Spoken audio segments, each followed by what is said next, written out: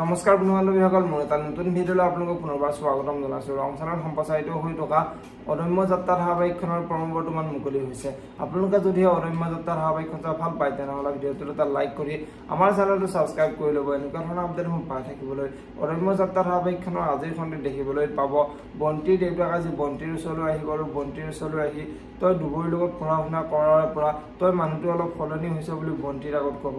আৰু তেতিয়া বন্তিয়ে তুমিয়ে দেখোন কৈছিলা ভাল সংগৰ লগত থাকিলে ভাল হয় বুলি, সেইবাবে এতিয়া মই অলপ সলনি হৈছোঁ বুলি দেউতাকৰ আগত কোৱা দেখিবলৈ পাব। নহ'লে আজিৰ খণ্ডত দুবৰীৰ ভায়েকে দুবৰীক এতিয়া আমি যিকোনো সমস্যাৰ বাবে যিকোনো সময়তে সাজু হৈ থাকিব লাগিব বুলি দুবৰীৰ আগত ক'ব। আৰু তেতিয়া দুবৰীয়ে মই সেইবোৰৰ বাবে সাজু হ'ব নোৱাৰোঁ, দেউতাই ঢুকুৱাৰ পৰা মই একো গম পোৱাই হোৱা নাছিলোঁ বুলি ভায়েকৰ আগত ক'ব।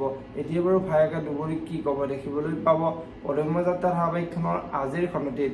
আনফালে আজিৰ খণ্ডটিত বন্তিৰ মাকে বন্তিৰ লগত ৰাহুলে দুবৰীক পচন্দ কৰাৰ বাবে বন্তিৰ লগত কাজিয়া লাগি থাকিব। আৰু তেতিয়া বন্তিয়ে মা তুমি বহুত বুৰ্বক, কেনেকৈ সহজ কথা এটা জটিললৈ নিব পাৰি, আপোনাৰ পৰা শিকিব লাগিব বুলি মাকৰ আগত ক'ব। এতিয়া বাৰু মাকে বন্তিক কি ক'ব দেখিবলৈ পাব অদম্য যাত্ৰা ধাৰাবাহিকখনৰ আজিৰ খণ্ডটিত। যদিহে আপোনালোকে অদম্য যাত্ৰা ধাৰাবাহিকখন ভাল পায় তেনেহ'লে ভিডিঅ'টোত এটা লাইক কৰি আমাৰ চেনেলটো ছাবস্ক্ৰাইব কৰি ল'ব। এনেকুৱা ধৰণৰ আপডেটসমূহ পাই থাকিবলৈ ধন্যবাদ।